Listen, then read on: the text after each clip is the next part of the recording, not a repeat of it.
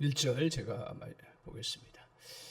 하나님이 이 모든 말씀으로 말씀하여 이르시되 땅 종되었던 집에서 인도하여 낸 내 하나님 여호와니라. 너는 나 외에는 다른 신들을 내게 두지 말라.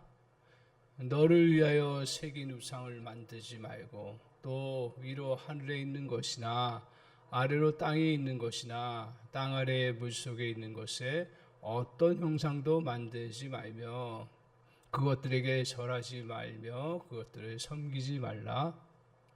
나 내 하나님 여호와는 질투하는 하나님인즉 나를 미워하는 자의 죄를 갚되 아버지로부터 아들에게로 3, 4대까지 이르게 하려고 하거니와 나를 사랑하고 내 계명을 지키는 자에게는 1000대까지 은혜를 베푸느니라. 아멘. 오늘 이 말씀 통해서 같이 은혜를 받기를 원하는 것은 하나님이 존중히 여김을 받는 그러한 은혜가 우리 모두에게 넘쳐나기를 바랍니다. 그래서 하나님을 존중히 여기라 하는 말씀의 제목으로 같이 은혜를 받기를 원합니다. 세상이 어떻든가요? 물론 이전에도 우리는 항상 그런 이야기 했어요. 세상이 너무 빨리 가고 너무 많은 변화가 있다. 어려서부터 계속 들어오셨죠. 지금은 또 어떨까요? 지금도 세상은 급변하고 있습니다. 그러니까 우리는 계속 시간이 흘러가면서 그 전에 급변한 것을 느낄 뿐 아니라 또 가면 또 새롭게 또 급변하는 것들을 보게 됩니다. 그러니까 지금은 이제 점점 더 빨리 가요. 그래서 우리가 기성세대화 된다라는 것은 안정감을 갖고 살아간다라는 건데 이런 변화 속에서 잘 대처하지 못하면 그냥 나락으로 떨어지고 도태되고 그리고 전체가 힘들어지는 그러한 결과를 가져옵니다. 그래서 지금 더 힘든 건 뭐냐면 그래도 과거에는 일치된 가치가 있었어요. 사회적으로 그래도 공인된 가치가 있었어요.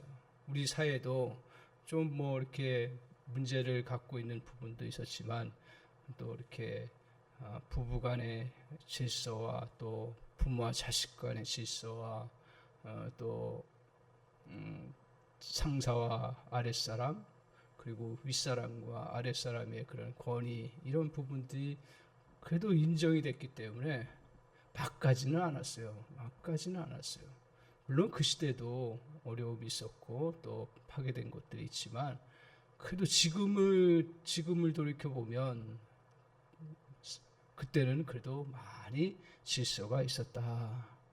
그럼 앞으로는 더 어떠냐? 더 하다는 얘기죠. 그러니까 점점 더 힘들어지는 거고 점점 더 우리에게 그 부분을 잘 대처하지 않으면 막 표류하며 살아갈 수밖에 없는 그런 삶을 살아갑니다. 그래서 지금은 공통된 가치의 잣대가 사라져 버렸습니다.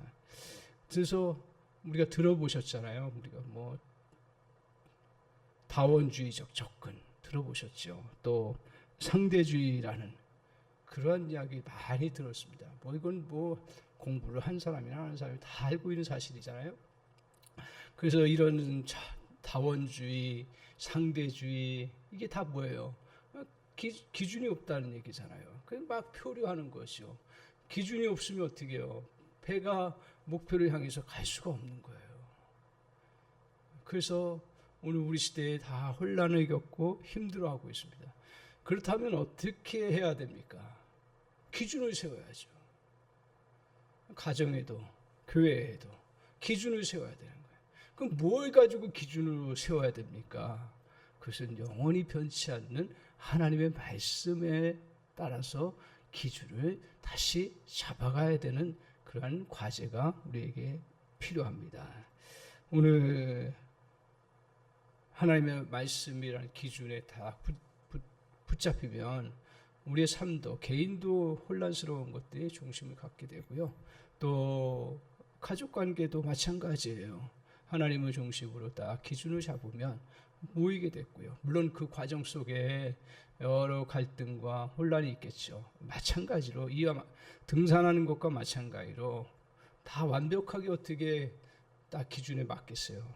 그렇지만 그 높은 정상에 그 목표를 두고 각각 흩어져 있지만 그걸 바라보기 시작하고 한 걸음씩 가기 시작하면 그 자체가 기준이 되어서 방향을 잘 잡아가서 결국은 목표를 향해서 나가고 그리고 그 질서가 잡히고 또 건강하게 살아갈 수 있는 토대가 된다라는 것입니다.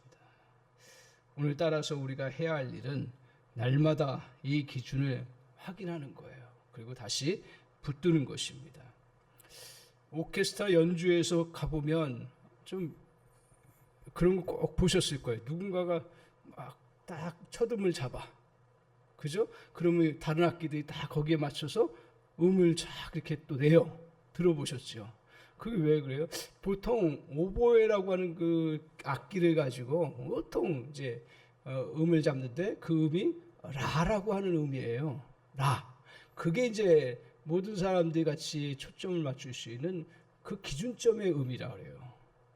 그러니까 거기에 맞춰서 다른 악기들도 이제 조율하는 거예요. 왜? 오케스트라는 한 개의 그 악기를 드러내는 게 아니잖아요. 전체가 화물인을 이루고 음악을 만들어서 사람들에게 감동을 주는 그런 귀한 음악을 이루어가는 데 있어서 그 서로 이 조율이 돼야 되고 기준을 맞춰야 돼요. 그래야 그 다음부터 이제 노래가 음악이 이루어지게 되고 형성되는 거죠. 그래서 오늘 모든 연주자가 다 어때요? 대단한 사람들이잖아요. 근데 바이올린이 최고야. 그리고 또 내 첼로가 최고야. 그리고 또 다른 바이올린 속에서 내게 그리고 더 좋고 더 비싸고 더 기능이 좋아. 이렇게 해도 소용없는 거예요. 그건 개인적으로 할 때 필요할 수 있지만 전체가 모여서 할 때는 그 정확한 첫 음을 잡아서 거기에 따라서 연주를 하기 시작할 때 아름다운 그러한 음악이 되는 것이죠. 오늘 우리가 사는 세상이 바로 그렇습니다. 내 감정이 정답이야. 내 생각대로 연주해. 그렇게 자꾸 사람들은 다 말하는 거예요. 교회도 마찬가지예요, 사실은요. 내 의견이 맞아. 그리고 내 생각이 그래도 옳은 거야 하면서 주장하기 시작하면 그 정말 세상에 갈등과 피로라는 소음만 가득하고 제대로 된 소리를 낼 수가 없을 것입니다. 그래서 주님께서 오늘 이스라엘 백성들에게 이제 쭉 우리가 출애굽기에 쭉 했잖아요. 구원의 역사를 이루었죠. 그 다음에 어디로 갔어요? 광야로 갔잖아요. 광야에 가서 이제 여러 과정들 겪고 어디 갔었어요? 지난번에 우리가 같이 말씀 나눈 건 어디로 갔었어요? 시내산. 그죠? 시내산에 가서 뭘 했어요? 이제 너희들 언약식을 행하면서 하나님 백성이다. 이제 그 믿음대로 살아라. 그러면서 바로 주신 게 뭐냐면 이 십계명이에요. 순서가 그냥 성경에서 그냥 뭐 생각나는 대로 이렇게 말씀 주시는 것이 아니라 다 이렇게 체계가 잡혀 있는 거예요. 놀라운 거지. 하나님께서 다 그 상황에 맞게끔 말씀해 주신 건데 오늘 십계명을 이제 너희들이 하나님의 백성으로 온전히 살아가고 세상 가운데 살아가려면 이 기준을 잘 잡아가야 된다. 그래서 십계명은 사실은 우리에게 정말 속박하기 위해서 주신 거 절대로 아니에요. 우리에게 뭐 자꾸 힘들게 하기 위해서 그 자유를 빼앗아가기 위해서 십계명을 주신 것이 아니라 이 십계명을 통해서 그들에게 진정 뭐예요? 기준을 삼고 그리고 그들이 더 온전하게 살아갈 수 있도록 하게 하시는 그러한 놀라운 축복의 선물이죠. 그래서 너희들 하나님과의 관계성 속에서는 이런 기준을 가지고 살아가라. 그리고 그게 1계명에서부터 4계명까지. 5계명부터는 또 10계명까지 뭐예요? 세상 가운데서 사람과의 관계를 어떻게 하면서 살아가야 되느냐. 그리고 또 세상 물질과의 관계 속에 어떻게 그것을 우리가 또 그것을 대하면서 살아가야 되냐. 이렇게 짧아요. 십계명은. 하나님은 복잡하게 막 말씀 주지 않았어요. 가장 기본적이면서 가장 본질적인 것들을 말씀하고 계신 거예요. 그 본질적인 것만 잘 잡으면 나머지 조율이 잘 될 수 있다라고 하는 그런 말씀입니다. 그래서 오늘 이 십계명의 그 절대적 기준의 기준에 내 삶의 줄을 맞출 때 비로소 불협화음 같던 인생 자신도 그렇고 나 자신도 조화를 이루어가는 거예요. 또 가까운 사람들과의 관계성도 조화를 이루어가고 우리 또한 교회 공동체도 조화를 이루어가면서 살아갈 수 있는 놀라운 은혜가 있다는 것입니다. 우리는 파도치는 바다를 향해 배에 탄 인생들이에요. 제가 조금 이제 느끼는 것 중에 하나가 이제 우리가 세상은 다 은퇴라는 게 있잖아요. 그렇죠? 그래서 또 좀 노후에는 좀 평안하게 계시고 그게 하나님 주신 자연적인 마음이에요. 근데 제가 얻은 결론이 뭐냐? 물론 일은 줄일 수 있고 또 그 평안함의 그 방법들을 또 다르게 찾아갈 수는 있어요. 그런데 인생 자체는 주님 앞에 가는 날까지는 바다에 떠 있는 인생이라는 것이요. 그러니까 바다에 떠 있으면 어떻게 돼요? 항상 출렁인 거죠. 그 출렁인 것을 속에서 출렁이지 마라. 나는 평안하게 살겠다. 아니들 말이더라고요. 내가 가만히. 저도 이제 목회자로서 좀 물론 그 정해진 기간까지 열심히 해야 된다 이런 생각을 갖고 있는데, 근데 신앙이라는 관점에서 보면 은퇴하고서도 여전히 내가 그 바다라고 하는 그 인생의 바다라고 하는 곳에서 살아가야 된다라는 거예요. 오히려 보면 목회 잘하고 나서도 그 끝나고 나서 인생의 바다를 제대로 잘 하지 못하면 얼마나 핍절한지 몰라요. 제가 옆에서 이렇게 얘기 들어보면.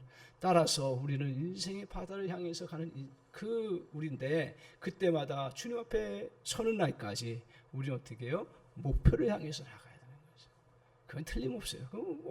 어쩔 수 없이 풍랑이고 힘들어지지만 그러나 주님 앞에서 그렇게 갈 때 평안함을 누리고 목표를 향해서 가고 그리고 그 은혜를 누리면서 살아갈 수 있다 하는 것입니다. 그래서 오늘 첫 번째로 하나님과의 관계성 속에서 우리가 절대적 기준을 삼아야 되는 게 뭐냐?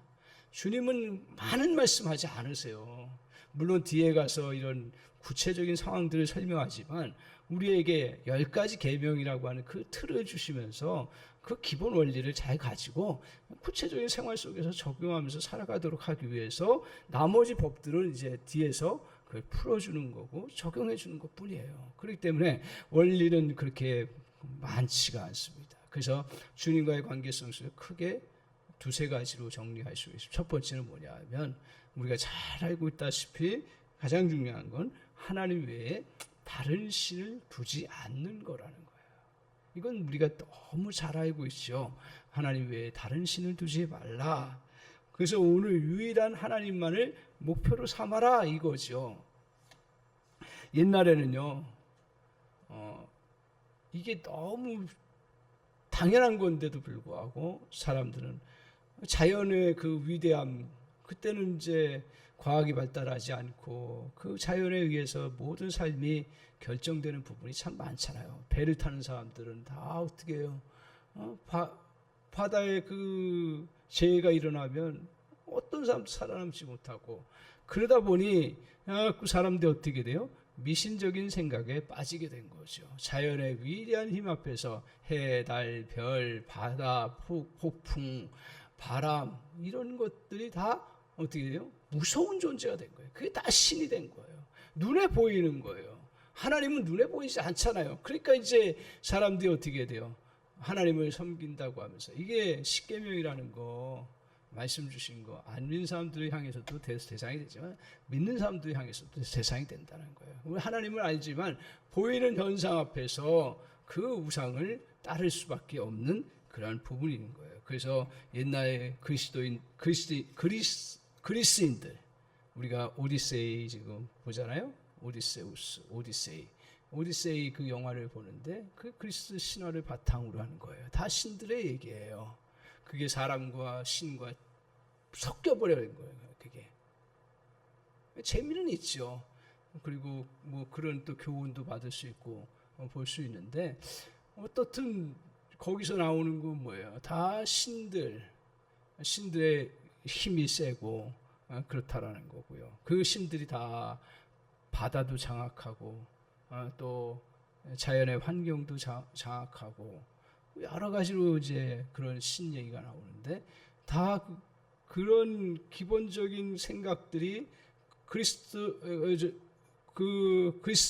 시대에도 있었고 오늘 우리 이 나라만 해도 100년 전만 해도 그렇게 했어요.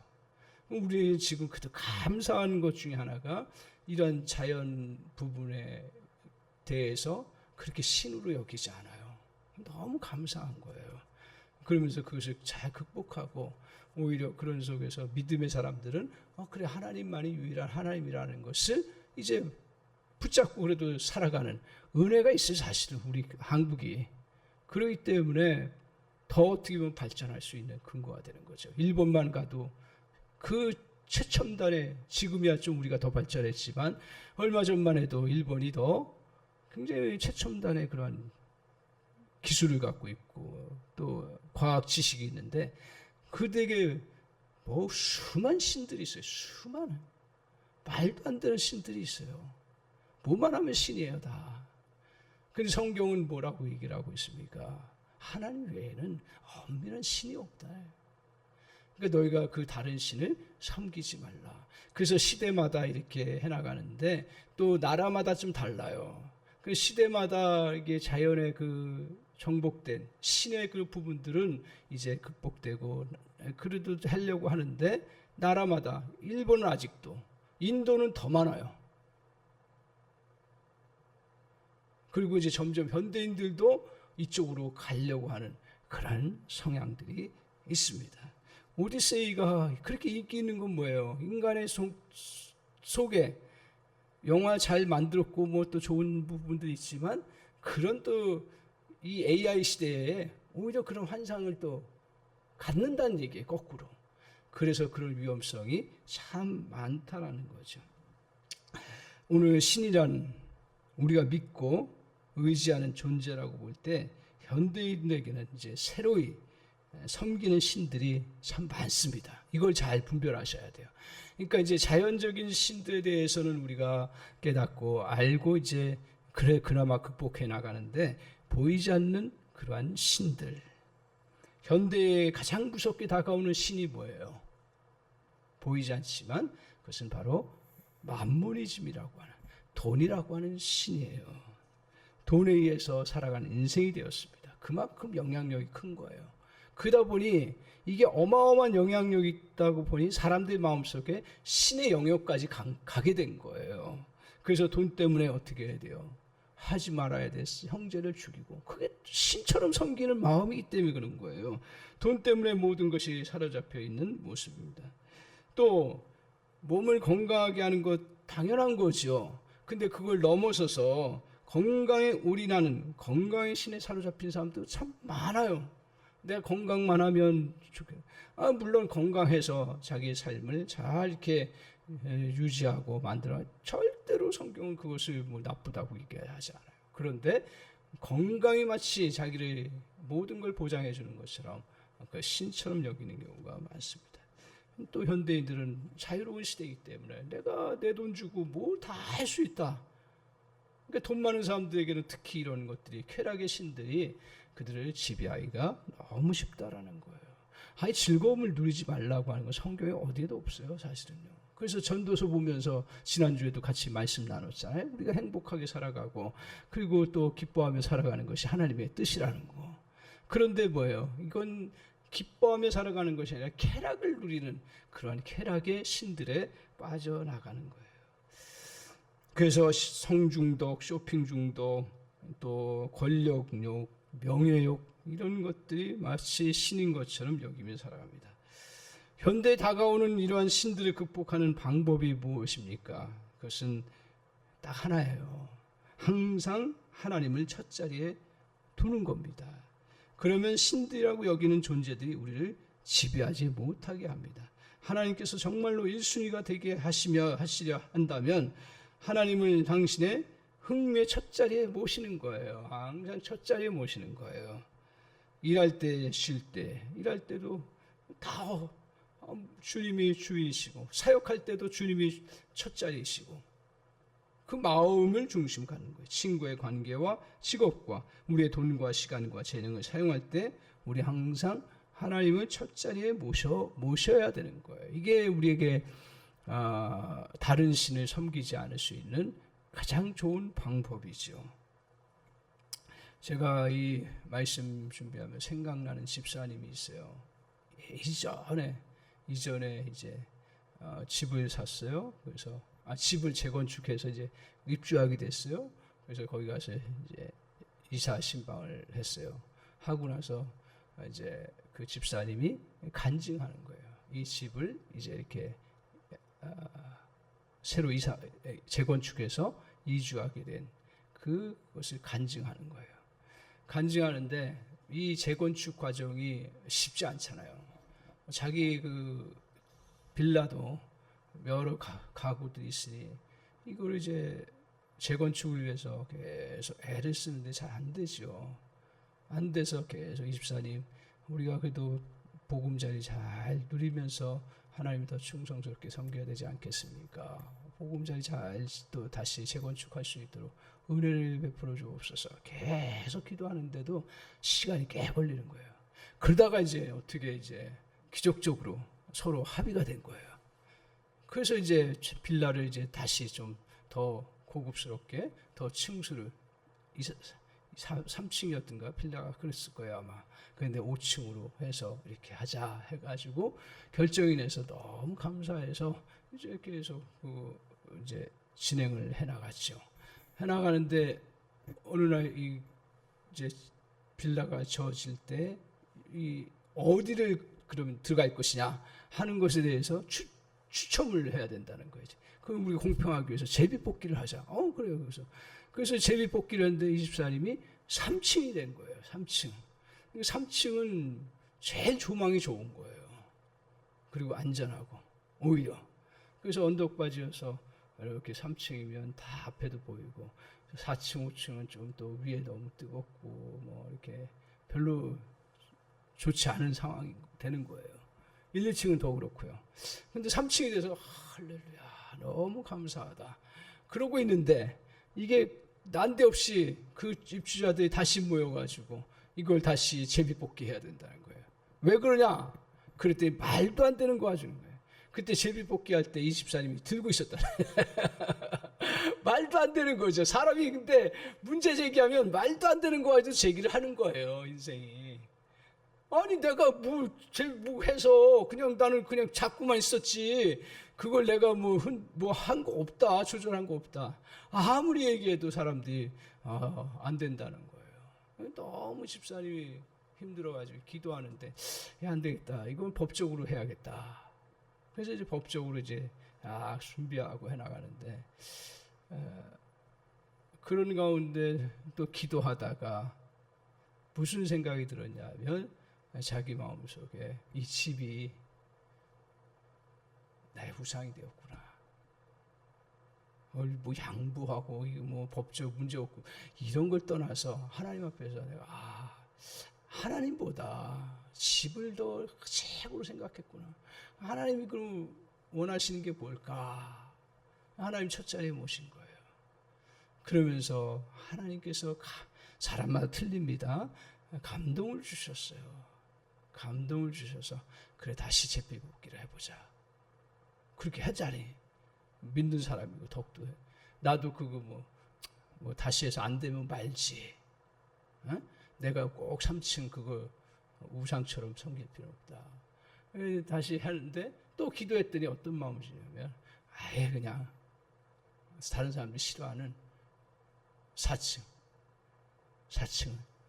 내가 가겠다. 아예 대단한 거죠. 뭐 그 인간적으로 생각된 게 아니고 기도하다가 그런 마음 주신 거예요. 그냥 4층 가겠다. 내가 집 때문에 하나님 그도 이렇게 빌라 짓게 해주셔서 감사하고 그런데 그 층수에 너무 내가 목숨 걸고 있는 거구나. 우상처럼 여기는구나. 그래서 그냥 아예 그렇게 하겠다. 그래서 이제 딱 하고 자기가 이제 4층 했어요. 근데 그러고서 이제 마음이 좀 그래도 불편하죠. 힘들죠, 사실은.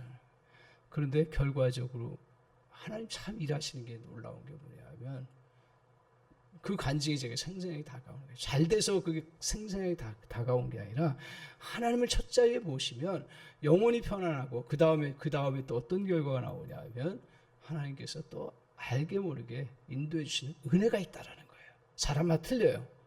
근데 무슨 은혜가 있었냐면 이분에게 그 쭉 3층, 4층 이렇게 쳐가는데 앞에서도 또 새로 건축이 이루어지는 거예요. 그러니까 그 앞에 4층, 5층 막 지니까 이제 이 3층이 가려버린 거예요. 오히려 4층은 괜찮은 거예요. 참, 그러니까 그거 뭐 하나님이 어떻게 축복 주시는 뭐 다 다른 건데 제가 느낀 건 뭐냐면 그래도 하나님 첫 자리에 모시면 뭔가 하나님이 은혜를 주신다라는 거예요. 그리고 또 놀라운 게 뭐가 있는 줄 아세요? 그 건축업자가 어떤 일인지 4층, 5층을 그냥 4층 그 복층으로 해서 하자 해가지고 결정이 된 거예요. 그러니까 24일 갑자기 방이 2배로 늘어난 거예요. 복층이 돼가지고. 나 그 얘기 들으면서 참 이 일이라는 게 이렇게도 우리가 생각을 했겠어요. 누가 생각했어도 그게 됐겠어요.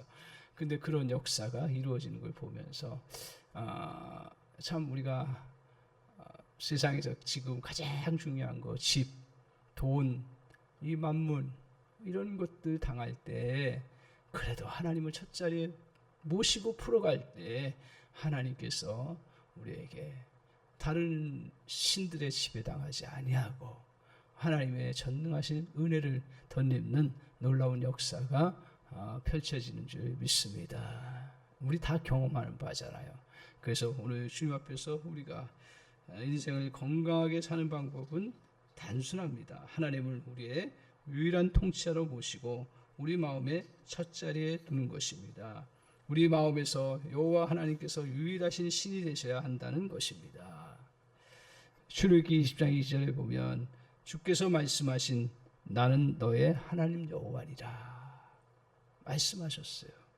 그것을 받아들이고 이제 이 하나님을 나의 여호와로 고백하는 사람들이 되어야 한다라는 거예요. 실제 삶 가운데서.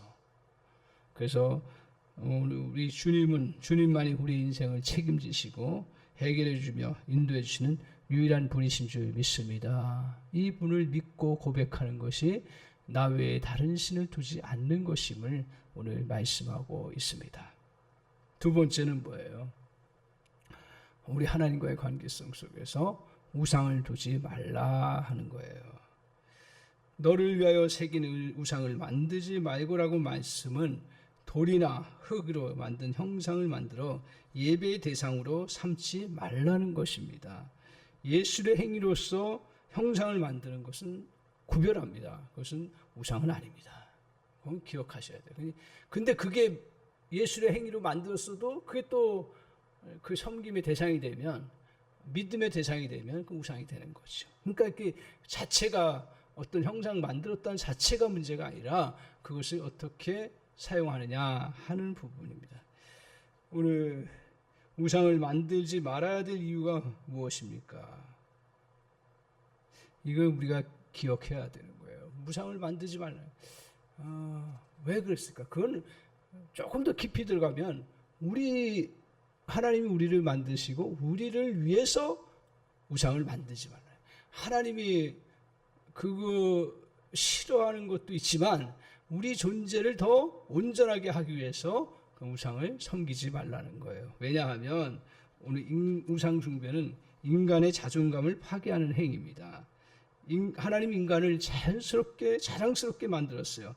하나님의 형상을 만들었어요. 하나님보다 조금 못한 것으로 만들었다고 성경은 이야기하고 있습니다. 한 사람의 영혼이 만물보다 귀하다고 주님은 말씀하셨어요. 인간은 어떤 것도 비교할 수 없다고 말씀하셨어요.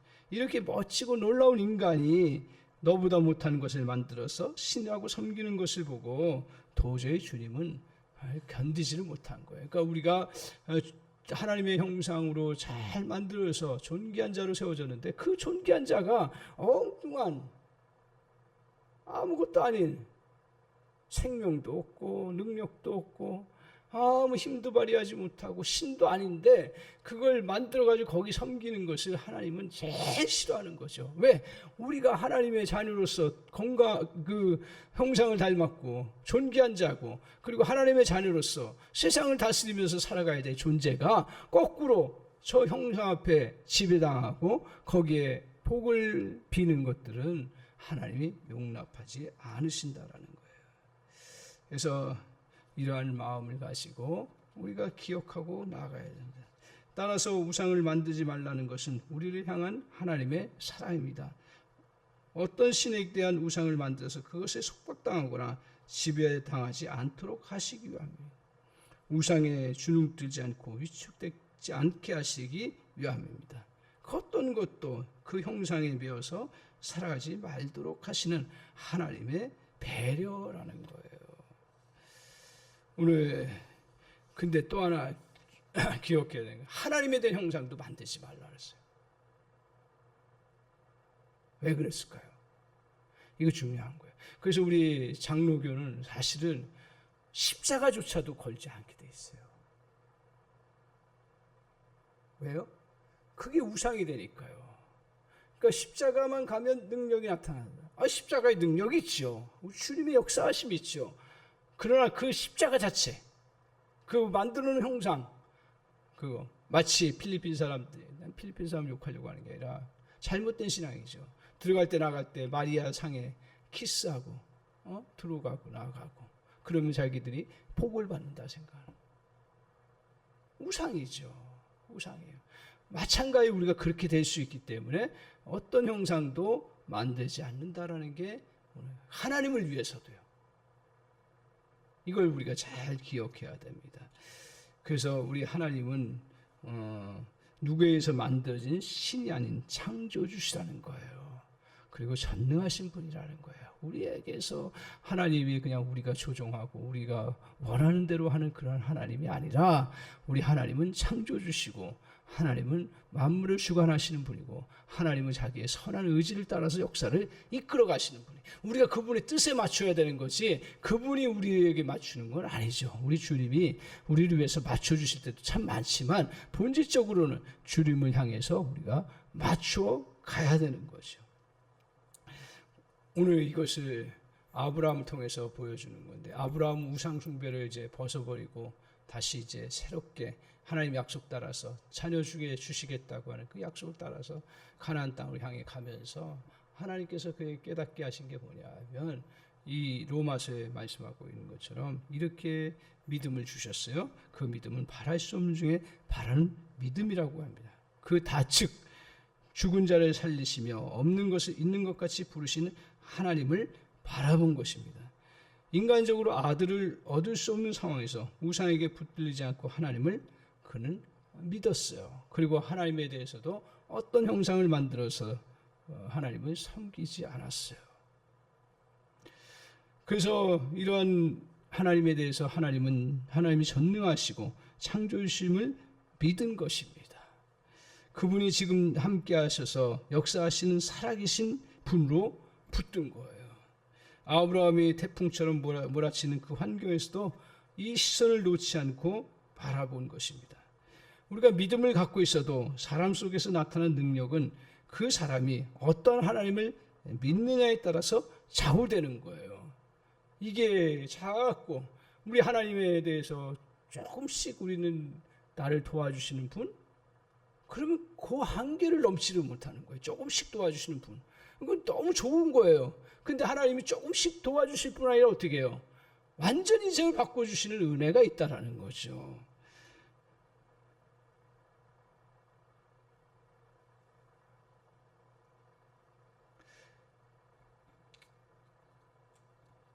또한 하나님은 능력이 있으시지만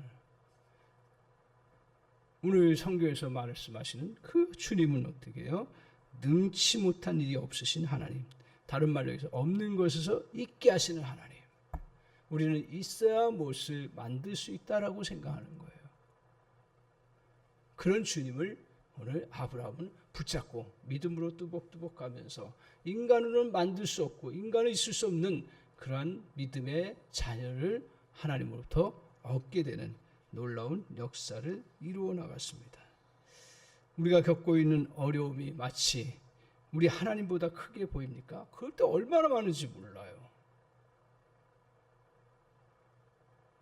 늘 그 싸움이에요. 이런 마음속의 우상들을 물리쳐야 됩니다. 세상의 돈이 하나님보다 크게 보입니까? 얼마나 큰지 몰라요. 실제로 보면요. 교회도 마찬가지예요. 교회도 실제로 보면 하나님이 은혜 주시는 것 중에 하나가 뭐냐면 교회 어디보다 예민한 게 교회 재정이잖아요. 재정이 없으면 못해요. 현실이에요. 그래서 사람들은 그걸 가지고 교회를 힘들게 할 때도 있어요. 내가 헌금 안 하면 교회 움직여지지 않는다. 이게 이제 제가 딱 그 경험한 부분인데 돈이 크죠. 누가 모르겠어요. 그 목사가 그걸 더 잘 알죠. 전체를 운영. 그런데 그 신은 아니다. 우리 하나님은 돈보다 크시다. 할렐루야. 이 싸움을 싸워 이겨나가는 거예요. 돈을 무시하라는 얘기가 아니라 돈을 벌지 말라는 얘기가 아니라 돈을 또 우리가 모으지 말라는 얘기가 아니라 돈이 중요하고 그렇지만 돈이 하나님보다 크다라고 여기고 우리에게 도전해 올 때 그 우상을 물리치라는 얘기예요. 할렐루야. 그리고 그 믿음 뚜벅뚜벅 걷고 나가요. 아브라함도 우상에서 벗어났어요. 그렇지만 여전히 하나님이 어떤 하나님이세요?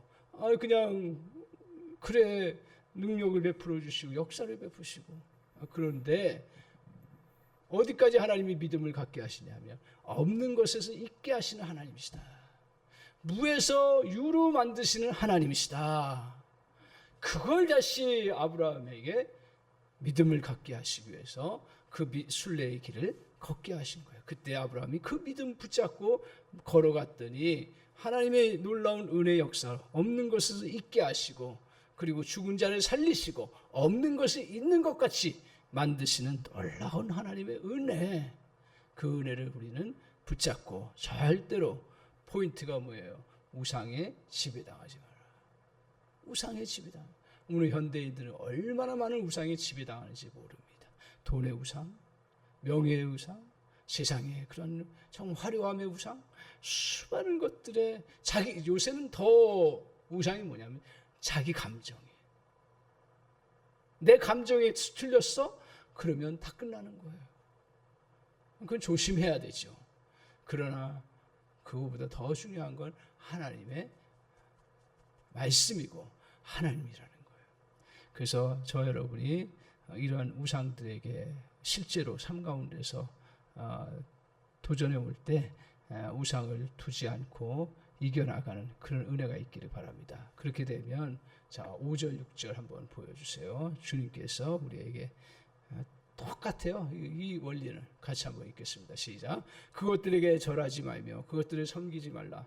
나 내 하나님 여호와는 질투하는 하나님인즉 나를 미워하는 자의 죄를 갚되 아버지로부터 아들에게로 3, 4대까지 이르게 하거니와 6절 나를 사랑하고 내 계명을 지키는 자에게는 1000대까지 은혜를 베푸느니라. 저기서의 포인트가 뭐예요? 하나님께서 그 벌을 내리시는 3, 4대까지 벌을 내리시는 게 포인트예요? 아니죠. 1000대까지 복을 내리시고 하나님께서 은혜를 베풀어 주신다는 거예요. 그 1000대까지 끊임없이 내가 베풀어 주신다는 거예요. 누구에게? 나를 사랑하고 내 계명을 지키는 자에게. 계명이라는 건 많지만 오늘 저 말씀 1절부터 4절까지 말씀하면서 계명이 뭐예요? 두 가지예요. 크게 하나님 외에 다른 신을 두지 말라는 거고 또 하나는 뭐였어요? 우상을 섬기지 말라는 거예요. 이게 우리의 삶에 곳곳에 스며들어와서 우리를 자꾸 주장하고 이끌어갈 때마다 저와 여러분이 주의 말씀에 붙잡고 주님을 붙잡고 이겨나가는 은혜가 있기를 바랍니다. 변치 않는 진리예요. 그것을 표들을 삼아서 우리가 이 땅에서 걸어가는 또 인생을 펼쳐나가는 것은 바다처럼 막 요동해져. 뭐 그거 붙잡았다고 해서 요동하지 않는 거 아니에요. 똑같아요. 그렇지만 끝까지 붙잡고 그것을 바라보고 나아가면 어떻게 된다고요? 은혜를, 자에게 은혜를 천대까지. 할렐루야. 은혜가 있는 줄 믿습니다. 그러면 다 해결된 줄 믿습니다. 기도하겠습니다.